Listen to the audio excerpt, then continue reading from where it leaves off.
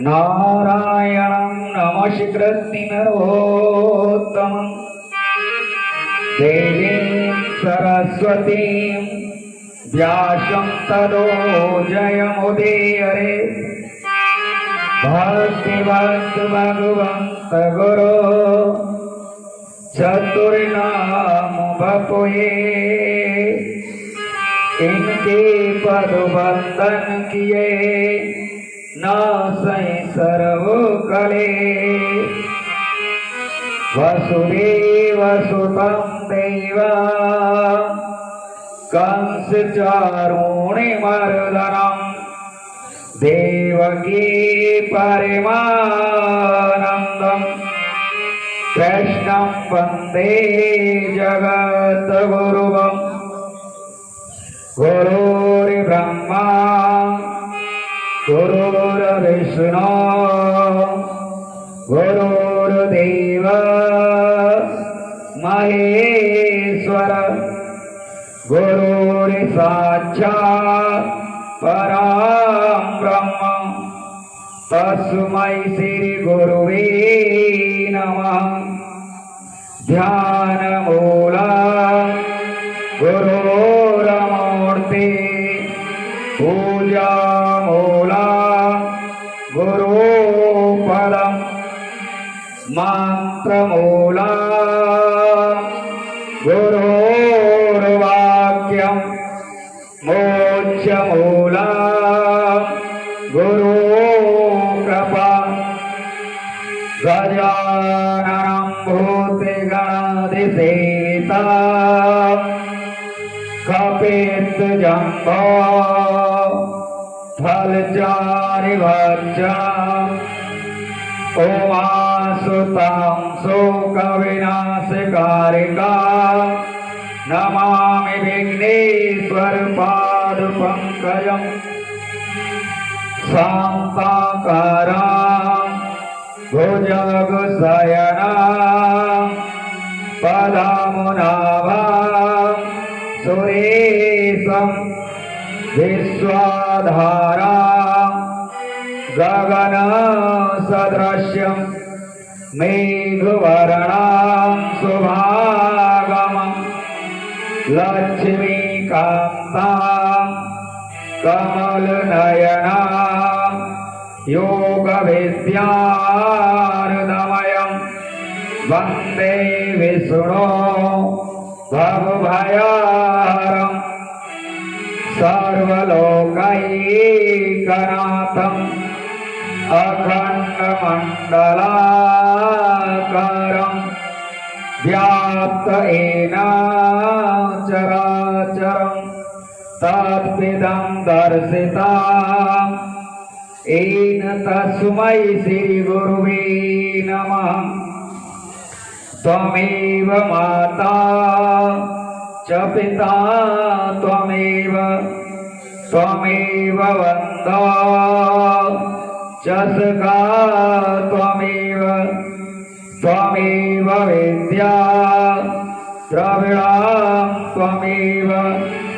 त्वमेव सर्वं मम देव कर्पूरिगौरं करुणावतारं संसारसारं भुजगेन्द्रहारं सदा वसन्तं हृदयारविन्दे भवं भवानी सहितं नमामि।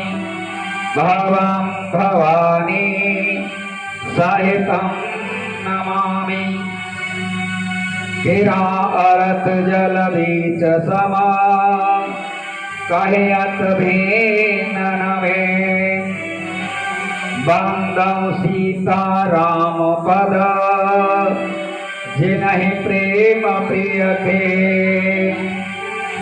मनोजवं मारुततुल्य वेगं जितेन्द्रियं बुद्धिमतां वरिष्ठं वात्मजं वानरयूथमुख्यं श्रीरामदूतं शरणं प्रपद्ये अच्युतं केशवं रामो नारायणं कृष्णं दामोदरं वासुदेवं हरिं श्रीधरं माधवं गोपिकावल्लभं जानकीनायकं रामचन्द्रं भजे पवनतनय संकटहरणं मंगलमूर्तिरो राम लखन सीता सहित हृदय बसो सुरभो। अयोध्या धाम की तरफ चलेंगी। राम जी के चरणों में प्रेम जागृत करते हुए, मनवाणी को पवित्र करते हुए सीताराम जी के चरणों की तरफ चलेंगे।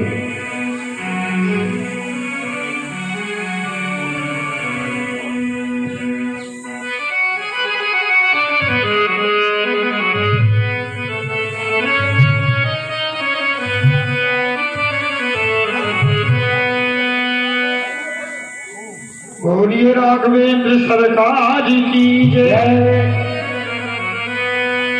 रुक जा जरा रे मन रुक जा जरा। माँ पार्वती कहने लगी है, प्रभु मुझे कथा को सुनाओ। मंगल भावन अमंगल हारी जाओ सुमत रखे बिहारी। महाराज की जय। कहने लगी है, अमंगल को दूर करने वाली, मंगलकारी राजा दशरथ के आंगन में बाल कीड़ा करने वाले राम को प्रणाम करते। ऐसे अमृत वाक्यों को सुनकर के प्रभु भोले बाबा खुश हो गए। तुम पार्वती धन्य हो, तुमने ऐसा प्रसन्न किया। हे गिरिराज कुमारी, आपको बार बार धन्यवाद है।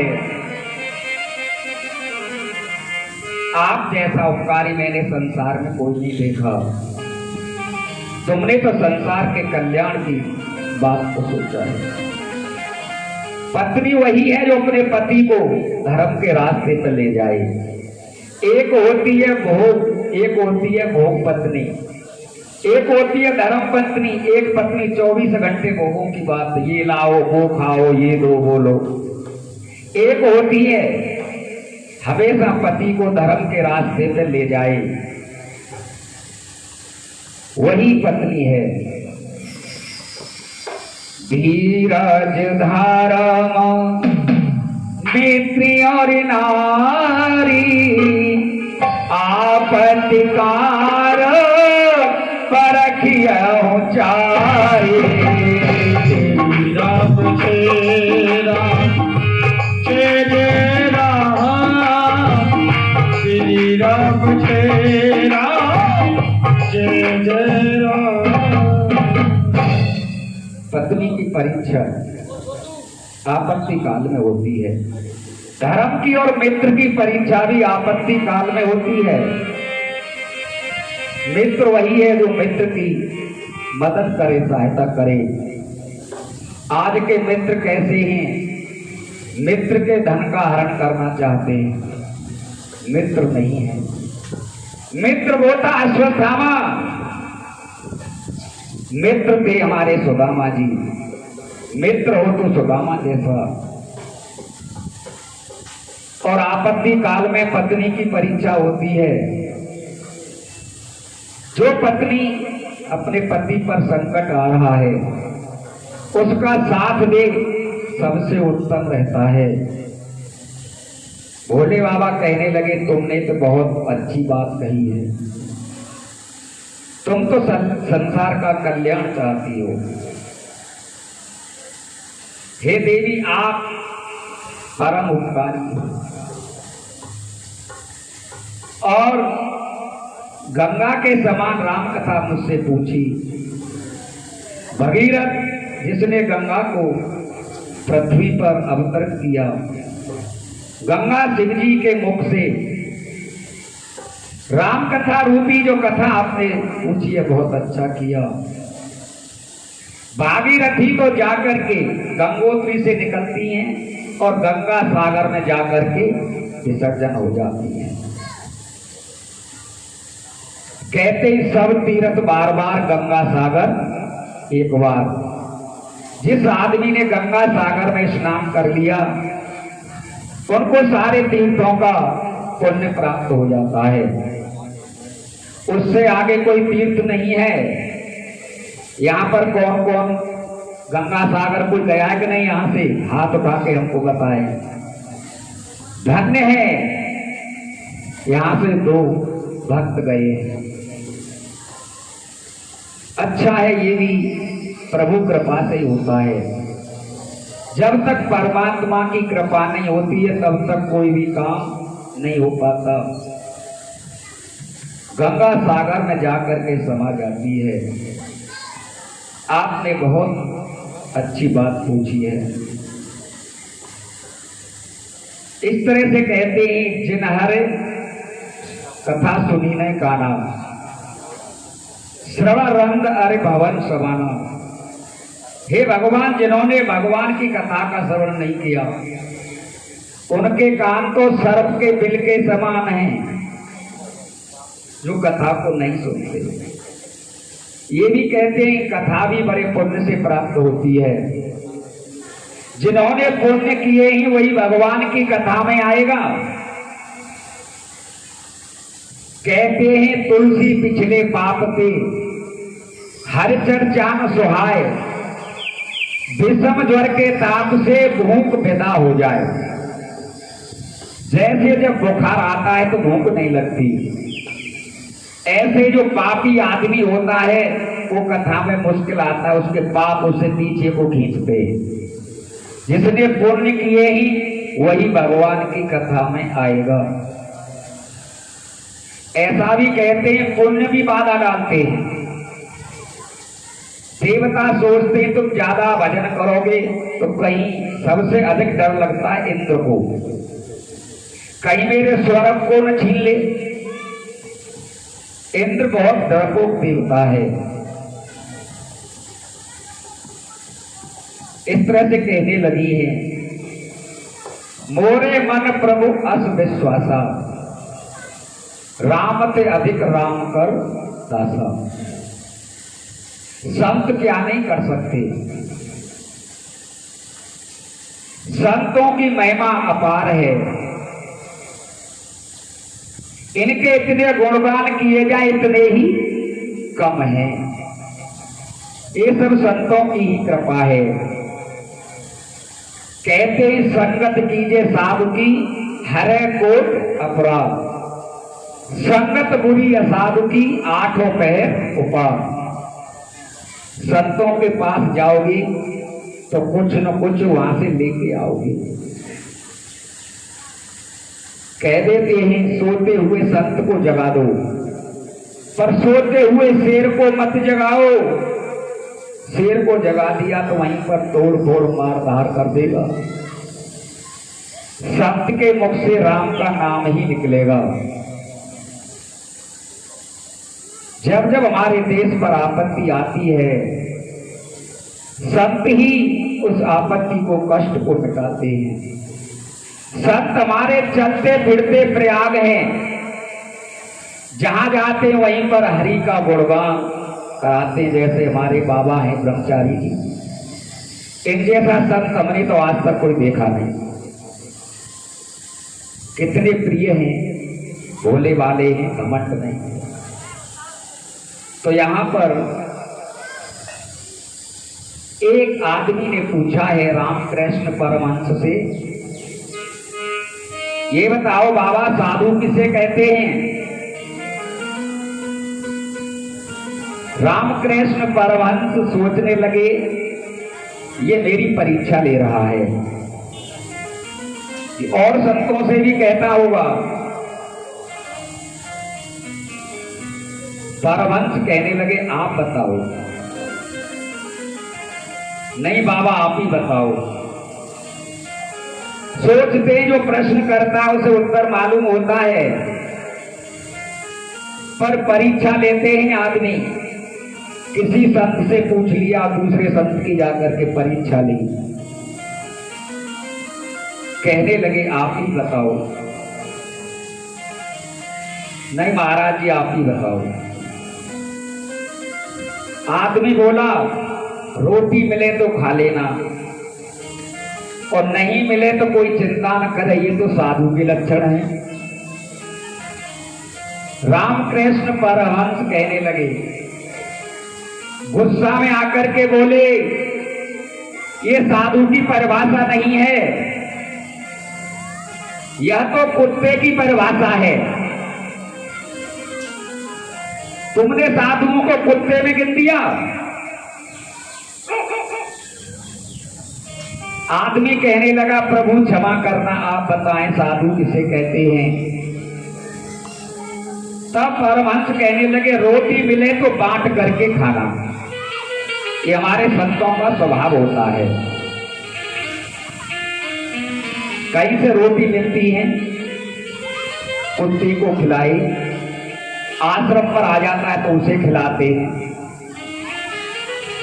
और नहीं मिले तो ये सोचना कि आज तो भगवान ने हमारी तपस्या का दिन भेज दिया, आज तो हमारा उपवास है। इसे कहते हैं साधु। तुमने साधु को कुत्ते की उपाधि दे दी। साधु बड़े सरल होते हैं। भोले बाबा कहते हैं, जो नेत्र संतों के दर्शन नहीं करते, ये तो मोर के पंख के समान होते हैं। संतों के दर्शन से पाप घटते हैं। वो मस्तक क्या जो संतों के चरणों में नहीं झुके, जो गुरु के चरणों में मस्तक नहीं झुकता, वो बेकार है। बार बार प्रार्थना करते हैं। इस तरह से शास्त्र के विरुद्ध कोई बात नहीं करनी चाहिए। जानते हैं नहीं छोटे या बड़े या, और बात करेंगे MACS की। संतों का हर काम देखने के लायक है।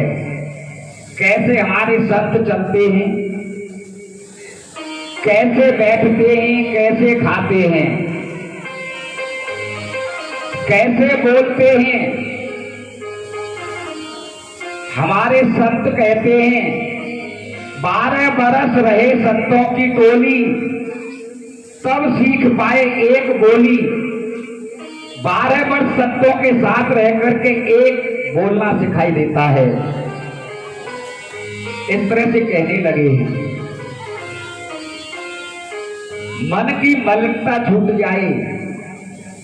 सबसे बड़ा जो लफड़ा है, झगड़ा है, मन का ही है। हमारे संगीत वाले कहते हैं, रुक जा जरा रे मन, रुक जा जरा।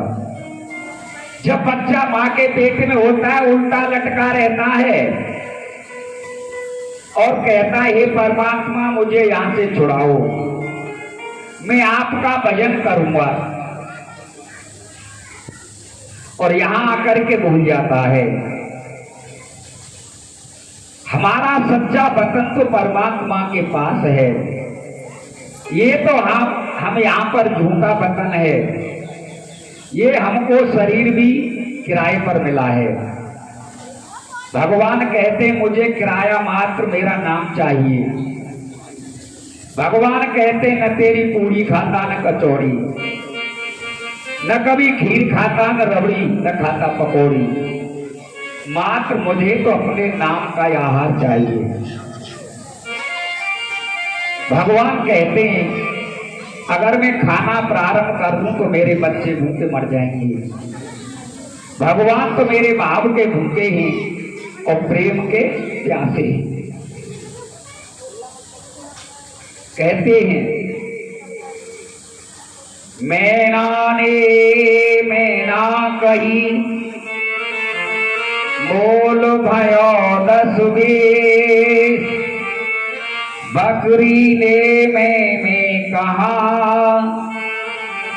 कबीर कटायो शीश। मैं तो बकरी करती है, उसका शीश कटता है। मैं को निकाल दो, मैं की जगह पर आप कह दो। मैं शब्द ही गलत है।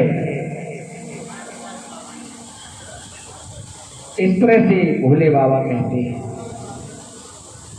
जिस ब्रह्म की चर्चा आप पूछ रही थी, निराकार ब्रह्म निराकार क्यों बने?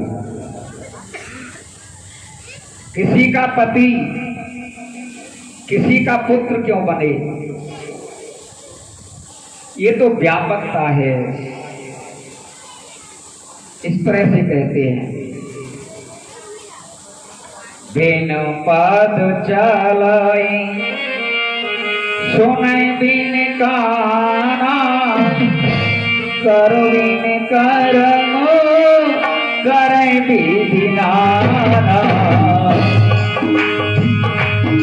राम जय राम जय जय राम, श्री राम जय राम जय जय राम। आनन रहे तो सकल रस भोगी, बिन बानी बगी ना पर जोगी।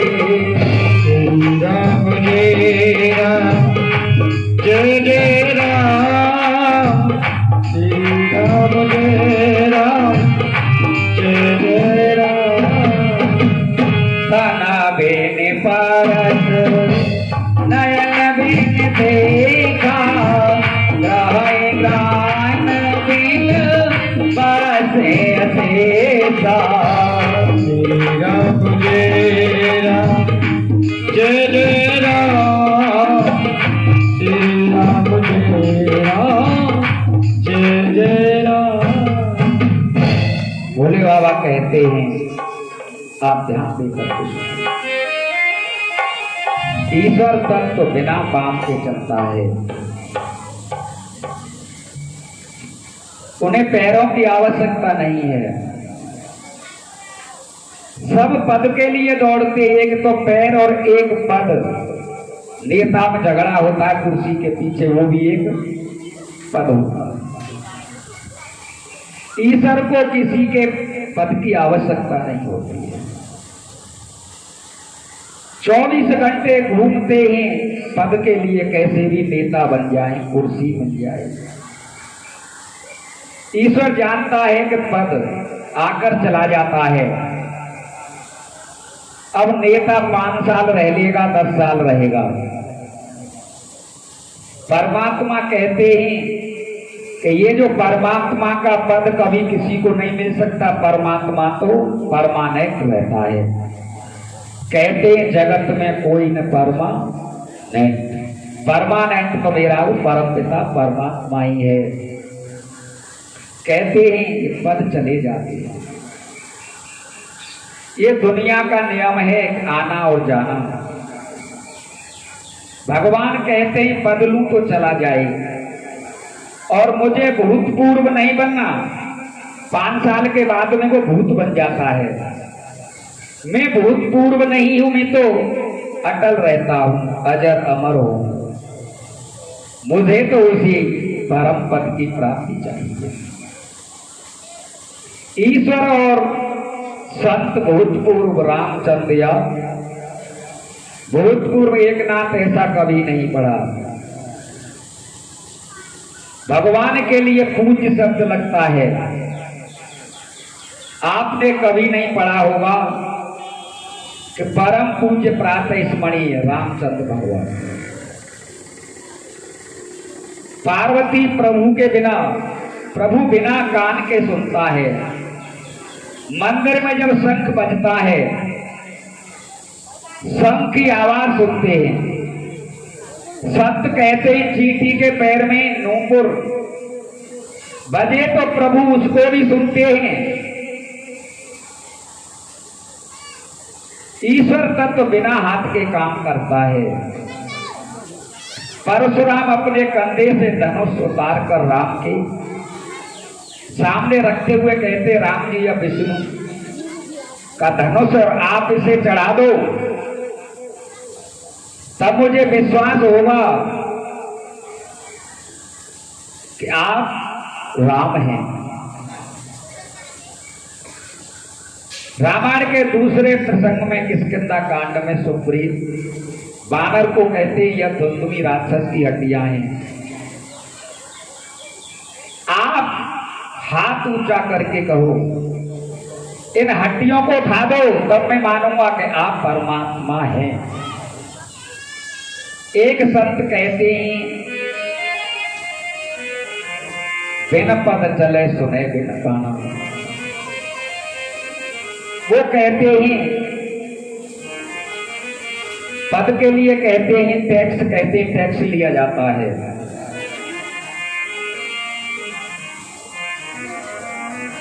टैक्स भी होता है। कभी हम सूर्य को टैक्स देते हैं, कितना प्रकाश मिलता है। कभी पानी का टैक्स देते हैं, भगवान बिना पैसे के पानी भेजते हैं। कभी हमने हवा को टैक्स दिया, हवा चलती है, बिना पैसे के आती है।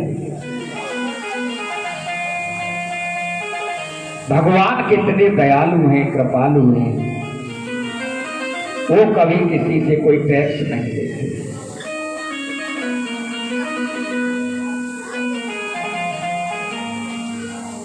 भोले बाबा वक्तव्य से पार्वती से कहते हैं, अब बताइए, इस तरह से भोले बाबा के मुख से श्रोता के रूप में पार्वती मैया बैठी हुई हैं, ऐसे यहां पर भी भोले बाबा और पार्वती है। उधर कागभूषण गरुड़ जी को सुनाते हैं। इस तरह से कहने लगे,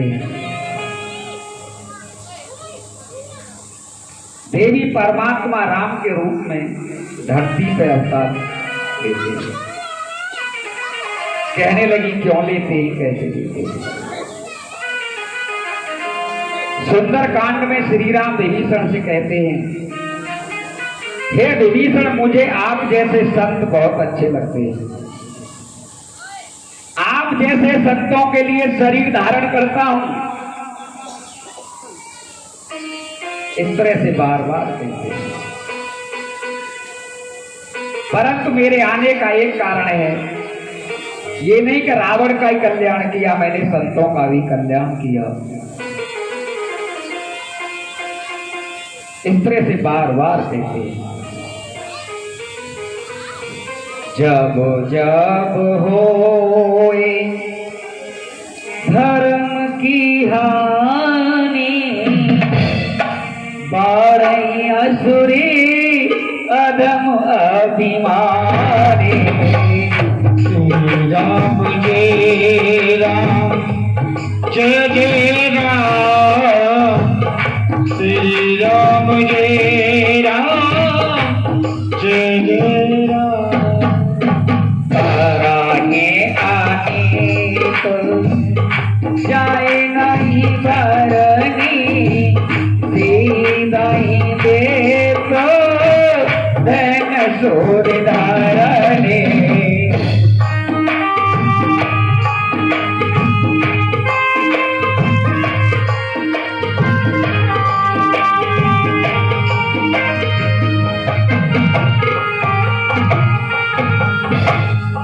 भोले बाबा कहते हैं, पार्वती सुनो, जब जब धर्म की हानि होती है, तब तो समाज में अभिमानी राक्षस अधर्म करते हैं। इन सारे अत्याचारों को देख करके वर्ण शब्दों में वर्णित न हो जाए, जब साधु गाय ब्राह्मणों पर अत्याचार होता है तब मेरे प्रभु अवतार लेते हैं। जिस समय अवतार लेते हैं शरीर धारण करते हैं। नरसिंह बनने की जरूरत है तो नरसिंह भगवान बन जाते हैं। सूअर भी बन गए भगवान, 12 भगवान बन गए। भगवान कहते हैं आप जिस रूप में चाहोगे उसी रूप में आ जाऊंगा। भगवान कहते हैं मुझसे संबंध तो करो, अगर संबंध कर लोगे तो आनंद आएगा। संबंध जब होता है पहले होता है विश्वास, विश्वास के बाद में होता है संबंध, संबंध के बाद में होता है समर्पण। एक संत जंगल में घूम रहे हैं, क्या उनके साथ उनकी मां रहती है? भैया एक चीज है चलन दो, यहाँ पर जनरेटर है बिजली, एकदम कथा की लाइन से कट जाते फिर।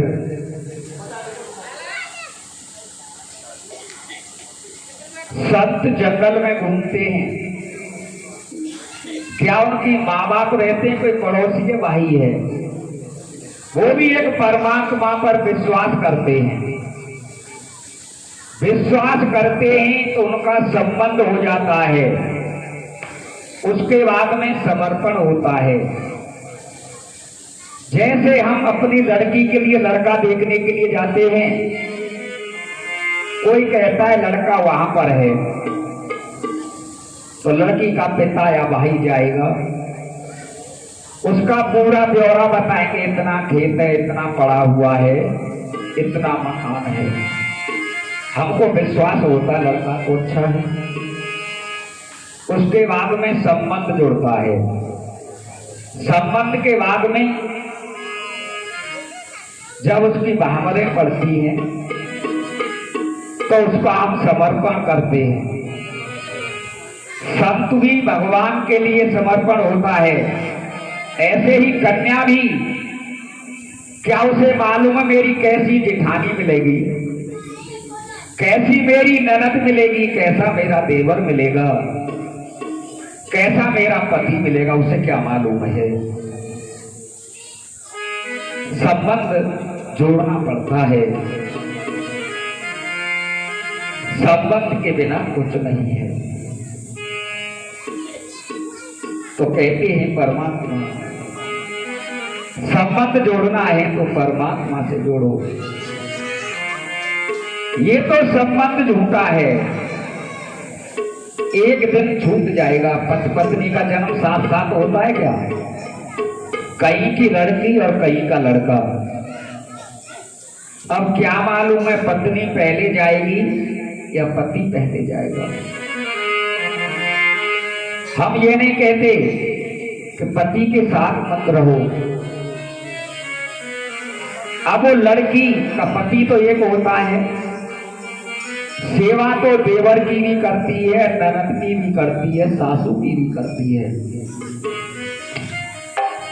ऐसे ही संत को कितने लोग मिलते हैं, सबसे राधे राधे जय सिया राम होता है।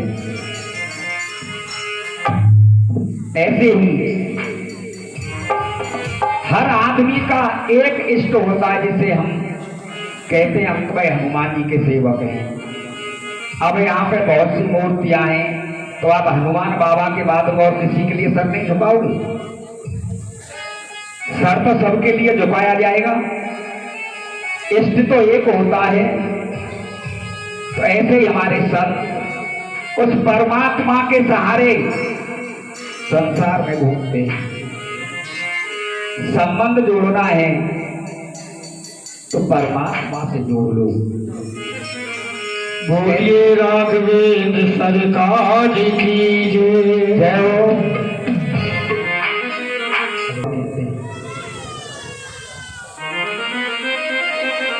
भक्तों का कष्ट हरने के लिए ब्राह्मण का इनका जब अत्याचार होता है इन पर तो प्रभु अवतार लेते।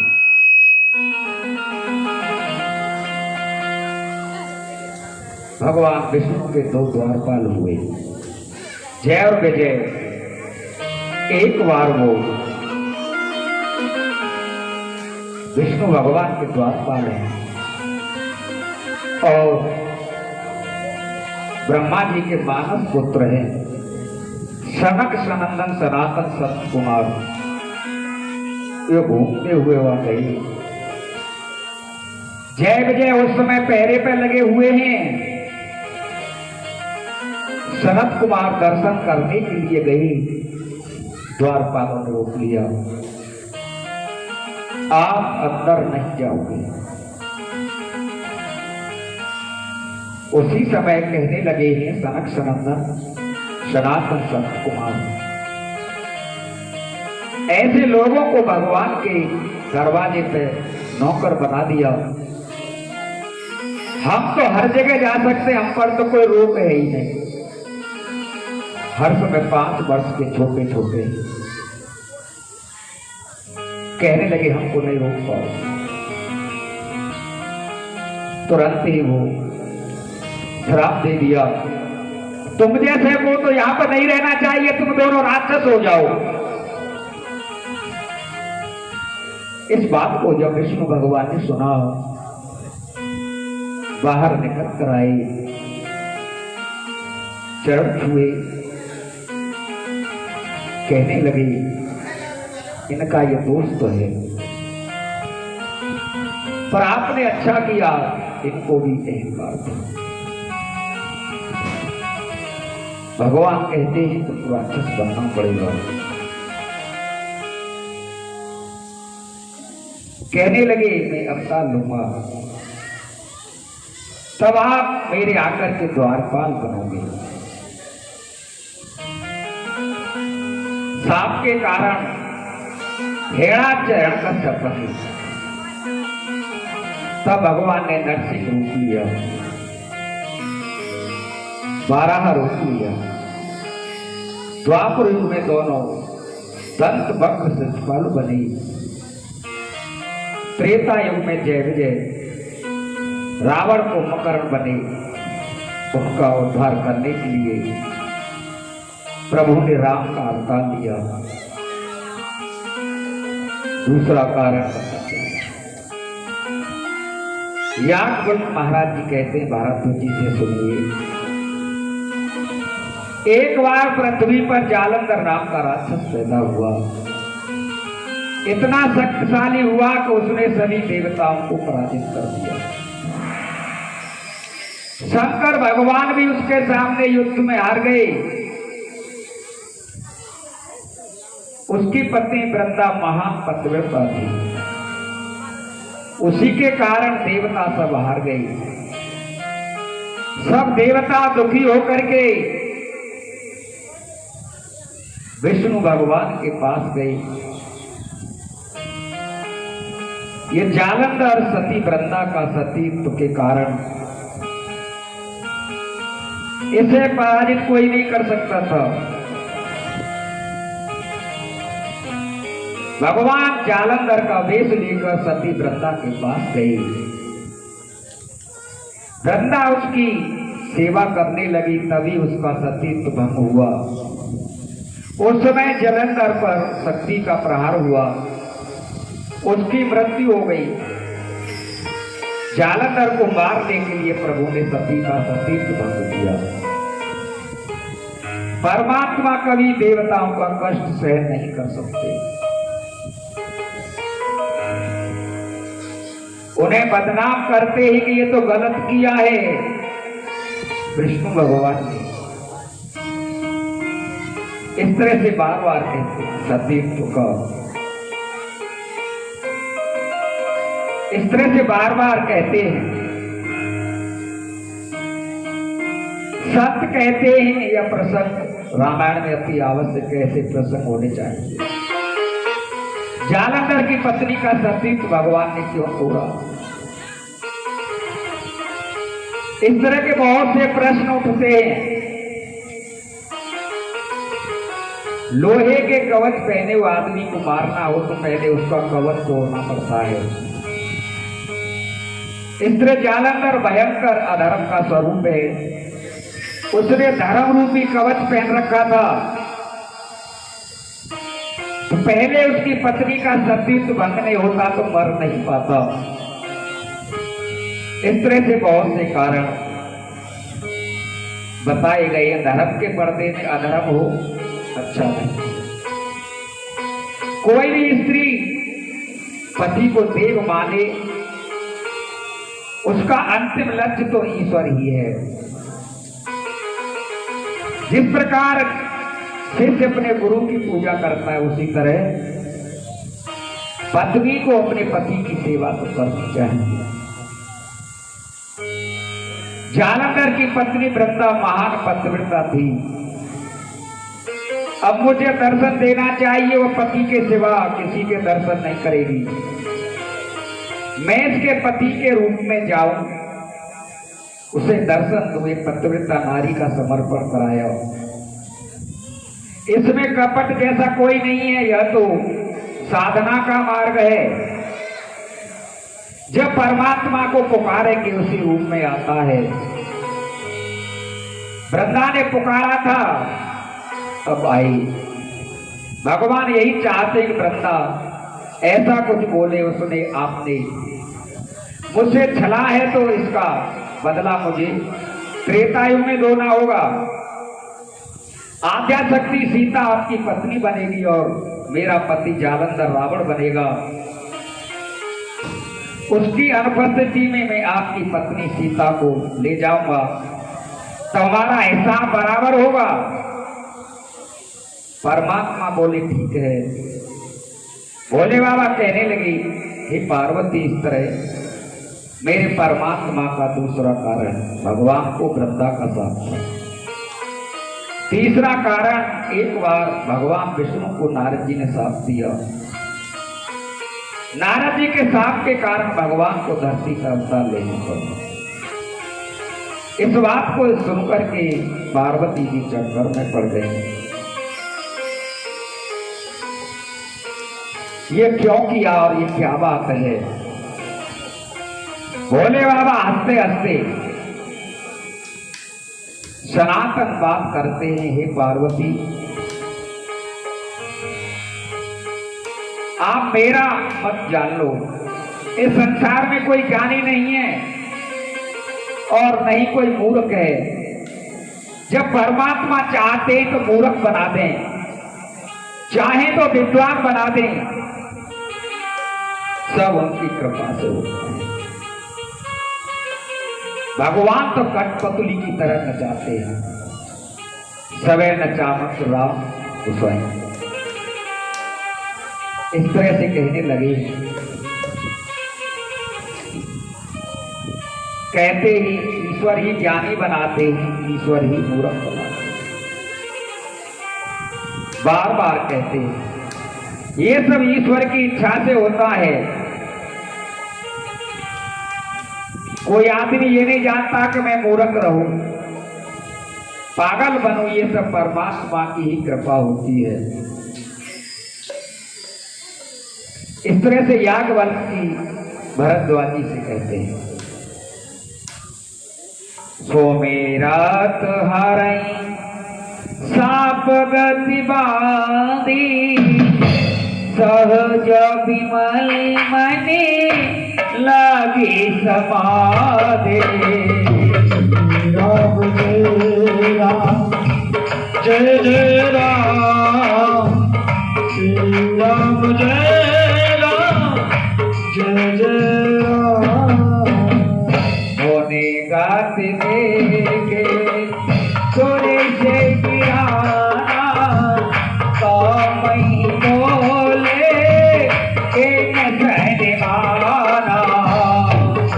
राम जय राम, जय जय राम, श्री राम जय राम, जय जय राम। कहने लगे, नारद जी हिमालय की गुफा में बैठकर तप करने लगे। भगवान का ध्यान करते करते नारद जी की समाधि लग गई। नहीं तो नारद जी एक जगह नहीं रुक पाते।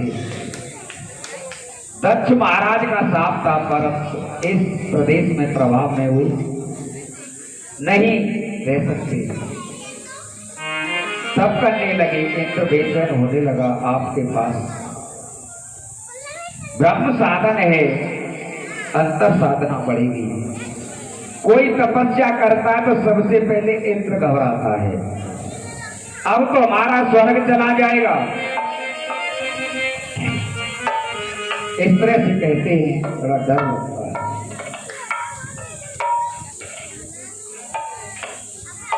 एक आदमी, एक बार एक भिखारी आया और उस भीख मांगता है। नारद जी कहने लगे, आप रोज रोज क्यों भीख मांगते, एक दिन नहीं मांग सकते, रोज घूमते हो कमंडल लेके। भिखारी कहने लगा, बाबा ये मेरा कमंडल भर नहीं पाता है, मैं क्या करूं, बड़ा परेशान हूं। तो नारद जी ने कुबेर भंडारी के लिए पत्र लिख दिया, इन बाबा को इतना धन दो, इनको घूमना नहीं पड़े। बाबा कमंडल लेके गए, कुबेर का सारा भंडारा खत्म हो गया, पर कमंडल नहीं कर रहा है। कुबेर भंडारी कहने लगा, कहां से इतना धन लाओ। तब नारद जी ने कहा, अपने कमंडल को दिखाओ, ये कैसा कमंडल है। कमंडल क्या हुए, मानव की खोपड़ी थी। ये मानव की खोपड़ी कभी भर नहीं पाती है, इसे रोज चाहिए, रोज चाहिए। तो इस आदमी की कभी पूर्ति नहीं हो पाती है।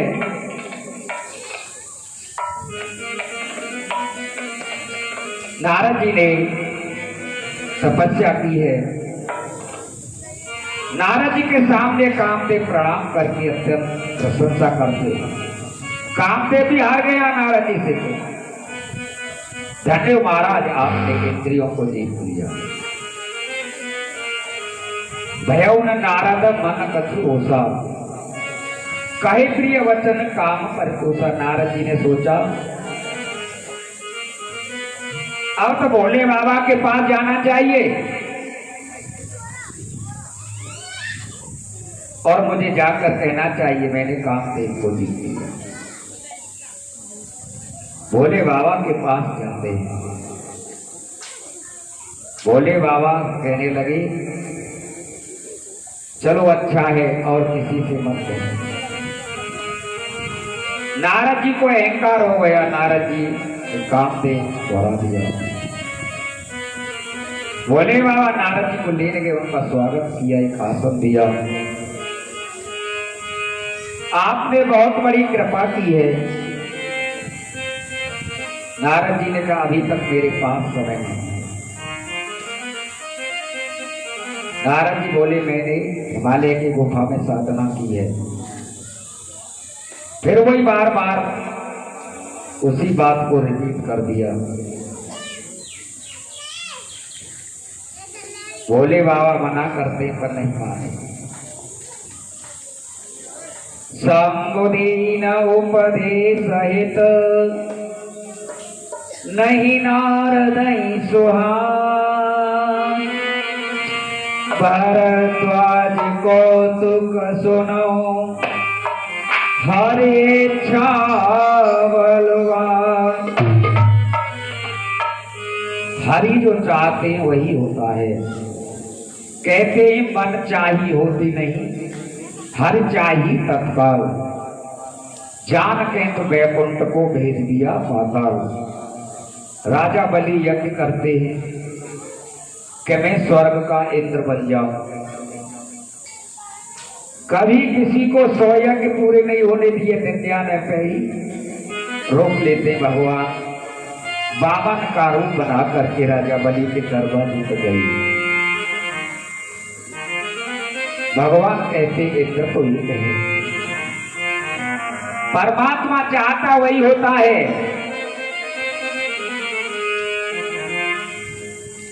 इस तरह से नारद जी ने उसका उल्टा अर्थ किया।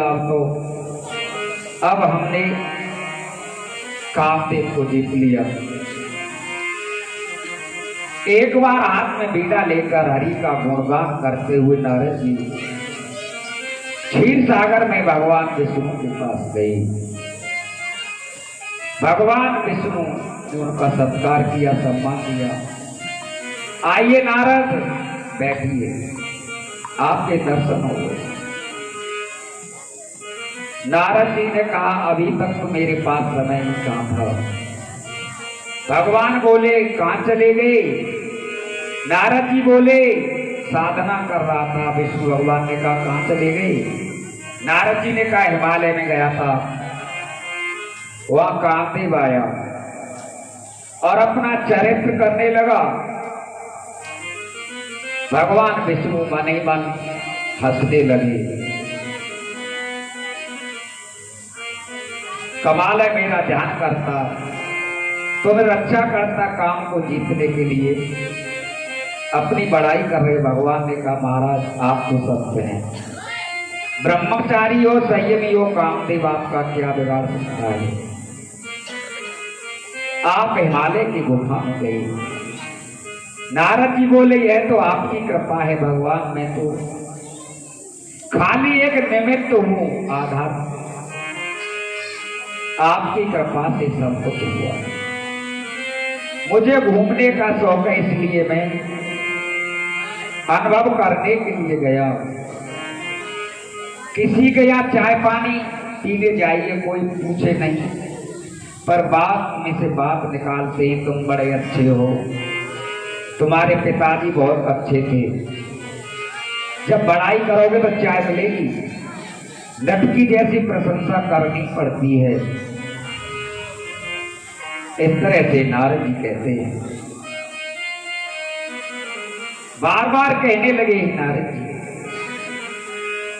अहंकार में डूबे हुए थे, इसलिए बोले, सब आपकी कृपा है महाराज। भगवान समझ गए कि भक्त के हृदय में अहंकार पैदा हो गया। यदि अहंकार निर्मूल करूंगा नहीं तो ये बढ़ जाएगा। अहंकार को तोड़ना चाहिए। बालक के जब फुंसी हो जाती है तो मां निडर होकर छोड़ देती है। ऐसे ही परमात्मा सोचने लगे, इनके अहंकार को तोड़ना चाहिए, ऐसी लीला करूं जिससे मुनि का हित हो। प्रभु का स्वभाव कौतुक करना है, परमात्मा तो तुरंत लीला कर देते। बेचारे मगमहु नगर ते सत्य जो जन विस्तार, श्री निवास पुरते अधिक रचना विविध प्रकार। 400 कोस के क्षेत्र में भगवान ने एक मायावी नगर पैदा किया। उन्होंने पहली बार 7 योजन शब्द का प्रयोग किया। उसके बाद ये शब्द कई बार आया। सतजोजन क्यों आया? समुद्र को तुलसी जी ने सतजोजन का सागर कहते हैं। समुद्र में जीव थे, उन्हें तुलसी जी कहते हैं सतजोजन तन परम विशाला। शब्द का प्रयोग करते हैं। इस तरह से कहा है।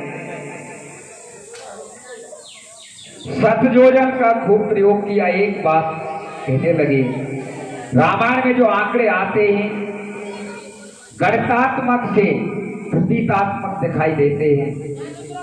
राम सुग्रीव से मिले तब का लोगों का गणित ऐसा है कि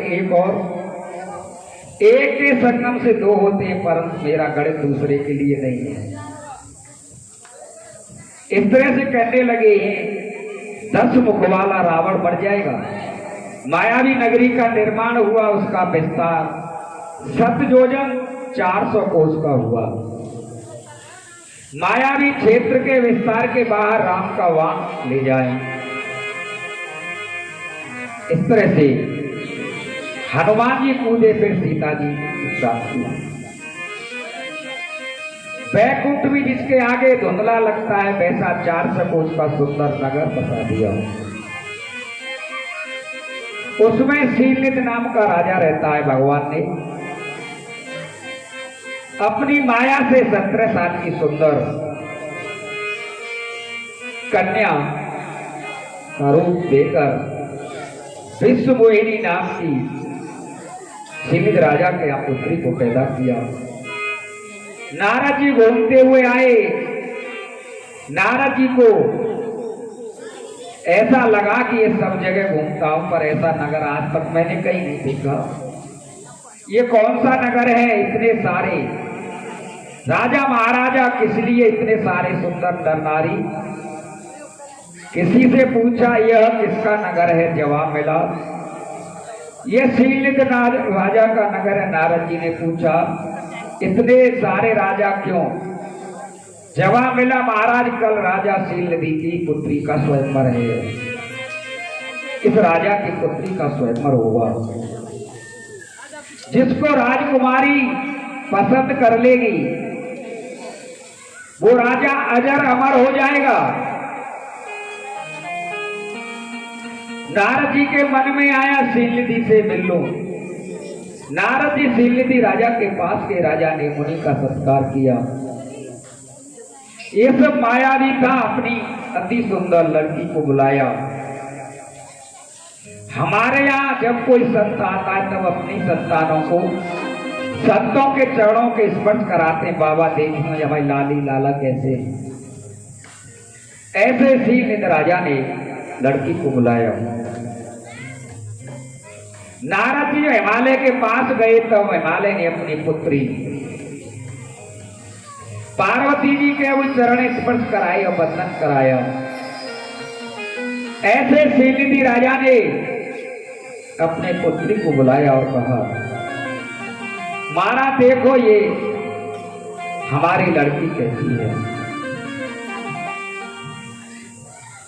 तुलसी जी ने माना कि कन्या पांव छुएगी नारद जी आशीर्वाद देंगे तो नारद गुरु बन जाएंगे। जो आपके पैर छू रहा है तो आप उसके शिष्य हो, गुरु तो बन गए। ये चरण छुएगी नारद जी के मन में कन्या के लिए आकर्षण पैदा हुआ, तेज पैदा हो गया। उन्होंने इस तरह कन्या बताई जिस तरह कोई लड़के वाले को दिखाता है। नारद जी ने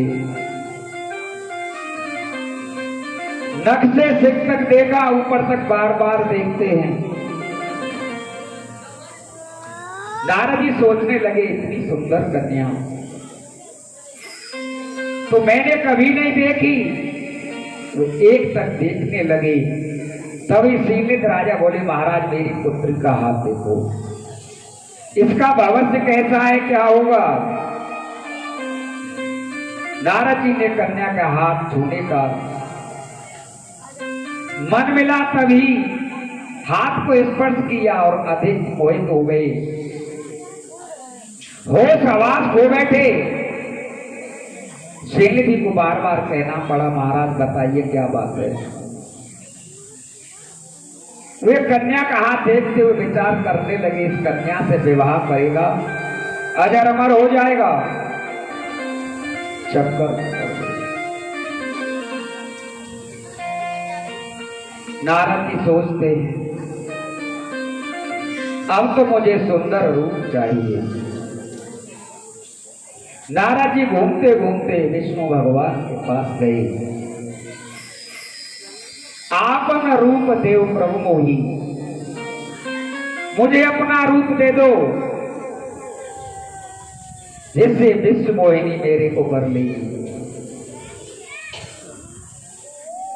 इस तरह से भगवान कहना चाहते हैं आप बीमार हो